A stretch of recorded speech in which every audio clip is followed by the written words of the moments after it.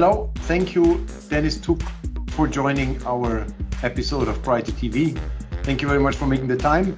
I lead it over to you to introduce yourself and tell us what you're doing. Thank you very much for joining.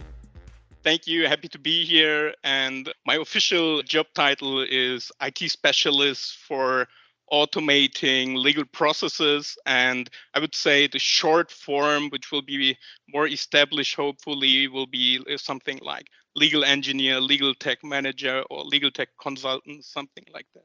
Just general question as a kind of intro. What if you had a kind of a superpower, magic to work on your advantage? What would you pick if you had magic to solve some of your issues? That's a really good question. And I think the biggest problem is that I just think out of a technical expert's view. And because of the dependency on the attorneys, I cannot be as productive as I want. So it's slowing down the process a lot. And to challenge this problem, I think a really nice superpower would be to clone myself in a very early stage and send one to the lawyer's track and the other one to the IT's track, and reuniting then in the present. And I think then the development of solutions would be much more efficient if I would have two of mine.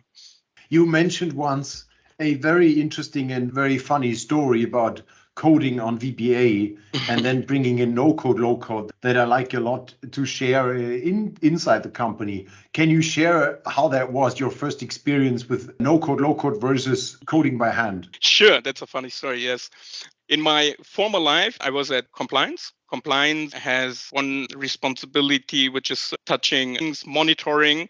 They have to look at the trainings of the staff globally, that everyone is doing them, because compliance is a very confidential, sensitive topic, and everyone needs to be informed which regulations they need to be aware of and implement it to their business, day-to-day business. And it's a really difficult task, because I was doing that as student in the compliance department by hand, and reminding everyone who was overdue with their trainings. And you have to phone a lot, email a lot, and a lot of manual tasks. And this is really time consuming. And when I was at compliance, I wrote a VBA script to remind everyone. And this was really time saving, and headquarters recognized that. And they thought, okay, you ease the reminding process. Could you also help us building a solution for finding which trainings are required for a certain salary degree, or if you come from a certain department like purchasing, sales, or whatever, then you have a different curriculum than someone else. And this was solved by an Excel sheet where you can make some tick marks, and at the end, you get an output with a set of trainings. And I programmed it like 1 month, and it was finished, and I delivered it. And it was like in January 2020 when I did this, until February. And in January, they told me, yeah, there's coming something like BRYTER, and it could also be done there, but it could take a long while until it's launched. As if you're in big companies, things go a little slower sometimes.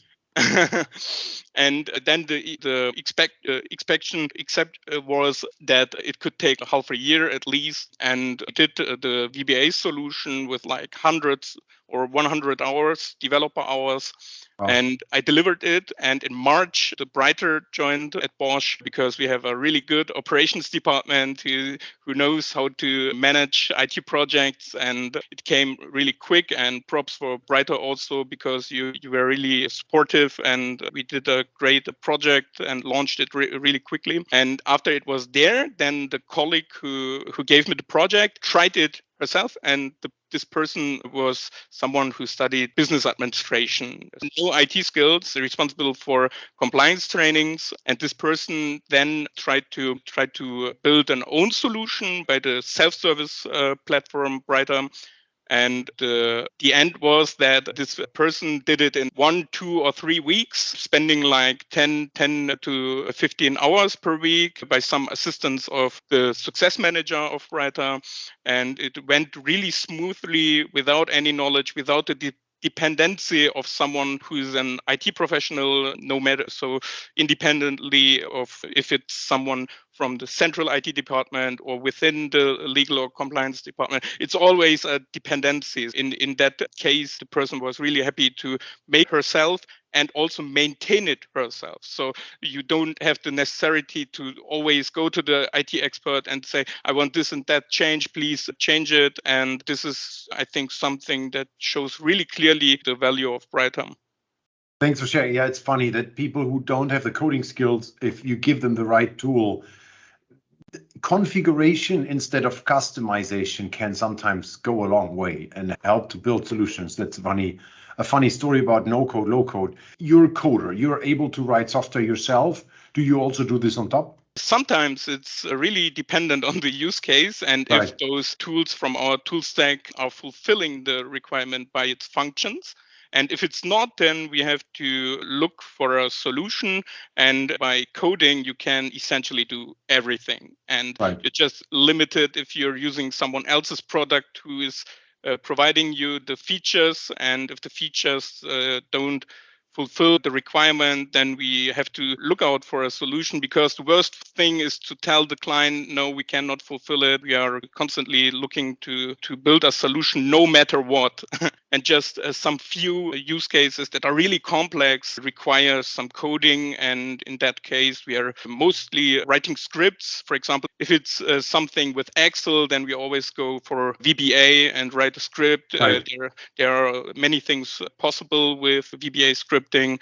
And if that is also not fulfilling it, then we look for very professional solutions, maybe by programming or also outsourcing to an IT consulting or something similar. Interesting. Help us and help the audience a bit to understand what you are doing. So as an IT specialist for legal tech and automation, what is the area you're working on? What are use cases you can share that you're working on? What are problems you're solving? That's a good question, because mainly we had the approach at the beginning to just provide support for building with BRYTER, because the legal knowledge is not at the headquarters. It's within the teams that are distributed worldwide, within Germany, distributed, and in every corner of the world. So it's a little bit difficult to find the right approach. So our first approach was to act as a support center or center of competence. And the problem was that people didn't contact us much. We have two main areas of work. The one is the operations part, the classical part, so like technology management or central processes. And those are one part of the job. So I get projects or we get projects from the general counsel or from the operations manager, and doing those infrastructure, I would say, projects, making interfaces to other applications and so on. This is one part. And the other part is working with the teams and finding out where are the pain points, what are you doing, what's your daily work.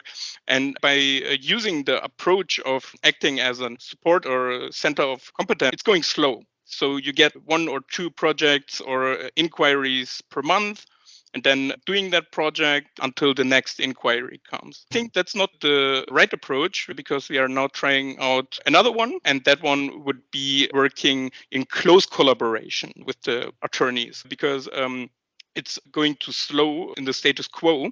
And by changing that, I expect to boost and fasten that problem. And we are working with practice group, picking just the ones who are interested and have some maybe technical background. And by getting them, we are hoping to achieve a boost when it comes to technology diffusion. So if they are achieving some great efficiency gains, then this would then spread in their team. So maybe they can also act as a multiplier and be a key user of each team, who is then responsible for spreading the solution. And I think close collaboration is something that will be the icebreaker. Can you share some of the problems you're solving with building applications? Are those legal use cases? Are these technical? Are you having, are some of them similar? What area of work are you mostly involved with? At the moment, I would say there are a lot of standardized processes within them. And I think it's difficult to say NDA is a brilliant use case to picture that, because it's always following the same mechanism. So sometimes you need strictly confidential, just confidential, or not so confidential NDAs. Right. And then you can build the NDA as you need it. But I think the more benefits are on the not so standardized use cases. It still needs a certain degree of standardization, but not that standardized like an NDA. So if you think about purchasing or sales contracts, they're also following some rules, but they are more difficult to detect. And I think that's where the problem is, because from a legal tech perspective, I cannot identify those use cases. So we find where are the key challenges and do some groundwork. So I think the groundwork is really important. I think something like a general interface with our internal clients would make sense, so that there's something like legal services portal or something where you can just put in your contract and write some free text and explain your problem. And then the process can be streamlined, and everyone who needs to take part can then be involved, or the process can be forwarded to them. And then after everything is streamlined, I think then the most interesting thing will take place. And that is then to look at the contracts and how they are assembled. And I think firstly, to think out of the client side would make sense. What do I expect if I open a legal services portal? General structure, my templates, my inquiries, create an inquiry, and so on. So the basic functions and the platform as a whole. And the next thing would then to dive deeper and step into those, how they are assembled, and pick firstly one which is bringing the most value for sure. What is your tech stack? So your job is building digital solutions and building enterprise applications for the legal and legal operations teams. What do you use for? I was employed for BRYTER mainly, and we recognize that BRYTER isn't the only tool that we are using. There are some others. So how do they differentiate and when to use what was a topic within the automation area. Within automation, we are also working with RPA tool to make some bots that imitate human work, very useful in standardized processes, just do a stack of work. And the other one is Power Automate, or the Power Suite to be more precise. So like Power BI, Power Automate, or Power Apps recently. So those tools are provided to us by our central IT department. And there are some special tools like BRYTER. The department is choosing for their own purposes, very specialized products, BRYTER, or for instance, iManage we are also using. Okay. And we also use CAN, for example. And there we are using also a central tool, Azure DevOps. And those tools, I think, are the most important. And also another one we are sharing with finance to manage the master data of companies. There are some tools we are using. So you have the full tool stack, basically, and you have no open wish, you could say. What is your view on using specialized no-code, low-code system versus general no-code systems? Is there a reason why you use BRYTER versus horizontal or more general applications in the space? Yes, there is a reason why we have chosen BRYTER, knowing that there are other general platforms. Because the general platforms focus on everything. It's out of our perspective, it's over-engineered. So for someone from another division, I could imagine that it's under-engineered even. And in our department, we needed an easy-to-use product that has the essential functions that we need, like creating documents or collecting data and so on, or providing a question and answer mechanism. If that is fulfilled, everything else is just a bonus. It was really important for us that the starting burden is as easy as possible.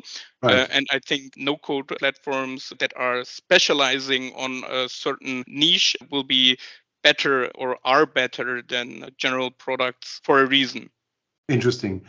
Because you say that the element of, I want to say, almost cultural nudging and getting people to use applications is also important in addition to functionality. So I want to say something that is well designed or user friendly or focusing on a specific user makes it easier for people to get started with automation. Exactly, because even with BRYTER, which did a great job on making everything as user friendly as possible, even with that, the starting challenges are high. Otherwise, my job wouldn't be created. So if everyone could use Right. it easily. So even by reducing complexity, it's still complex. The target group is difficult because there are very few touching points with other IT tools. Most attorneys are just working with Word or PowerPoint, and that's it.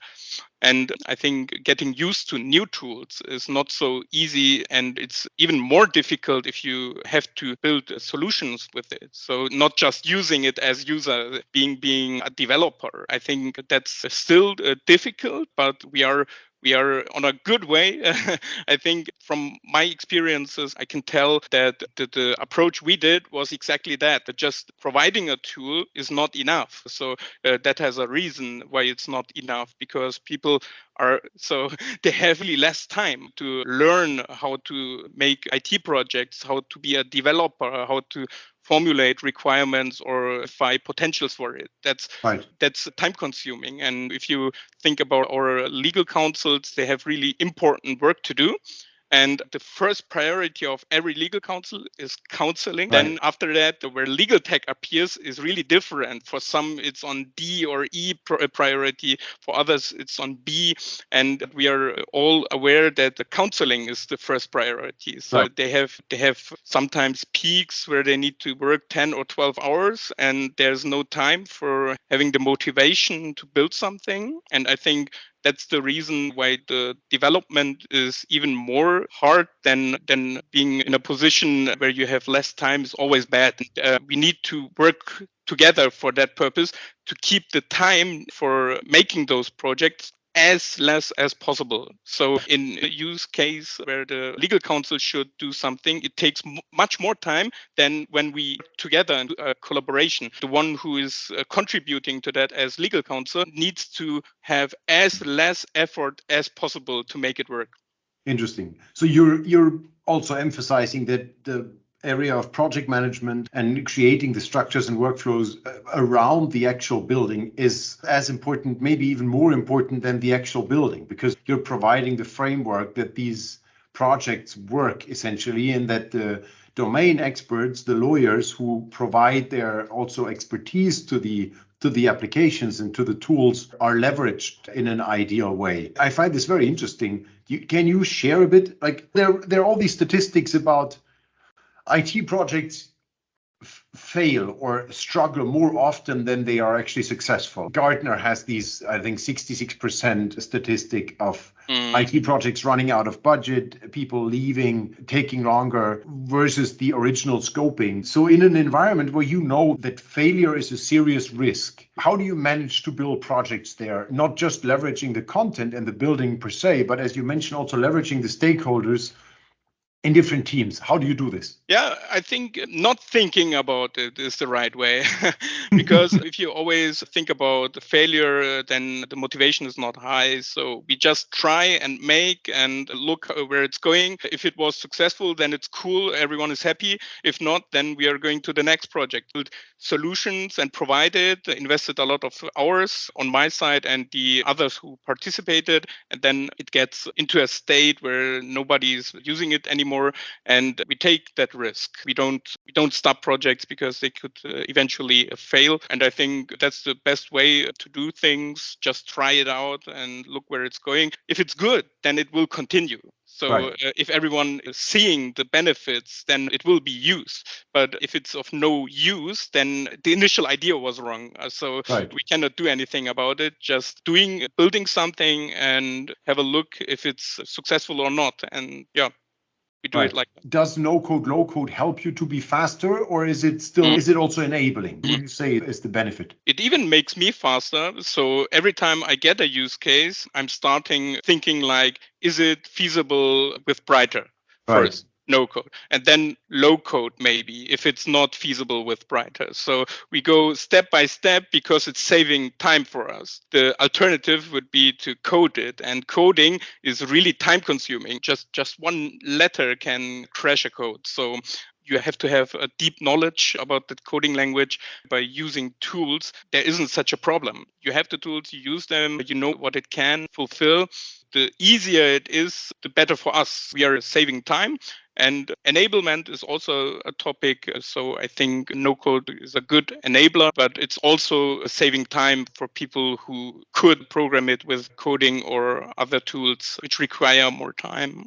Appreciate it. It sounds like you're doing a really good job there. Thanks for sharing that. And maybe as a last question, for everyone who's listening, who's in a comparable situation, who is in a big environment, very professional structure, many stakeholders involved, building apps for embedded teams, what is your learning and what can you share as recent experiences that you had, best practices and your, let's say, project management life hacks for others? How can you make other people's lives easier? I wouldn't focus on the citizen developer approach, like enabling everyone to do it, because then you have wrong expectations. So I would recommend to focus on a close collaboration with the most interested ones, making small project groups or practice groups, and from the beginning and be in close collaboration would be the best way to save time and get the knowledge you need, because the ones who are doing it on a daily basis know it best. No need to figure it out if there are experts who could tell you. So I would recommend to start with that and don't waste time to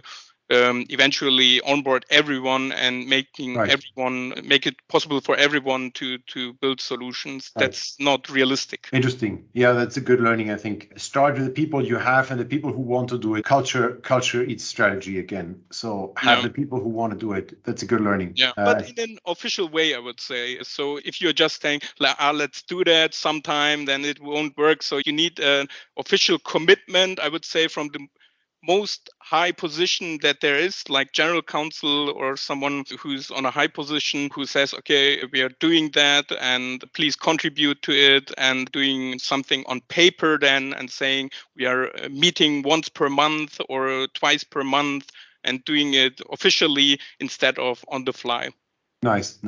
You mentioned being a legal engineer de facto in the teams, and that's a hybrid role. That's a new role. Do you see the teams evolving in that direction? Will the legal department of bigger organizations in the future have more legal engineers? Will there be more legal engineers? I think the legal engineer is perfectly suitable for the central position who is leading the big picture. There will be some key user, something that's some steps below, but they're really helpful, because if they can assist you building something, you're saving time as legal tech manager or legal engineer. The legal engineer should be only used for really complex topics, and everything that could be solved by others with BRYTER or other tools should be done by them. Having an own organization which is covering the legal tech topic is, I think, the best way to achieve success. Interesting. Thanks for sharing. I think there's a lot to learn, a lot to take from this. Thank you very much for sharing with us, and thanks for being part of the BRYTER TV. Thank you for your invitation. Thank you very much.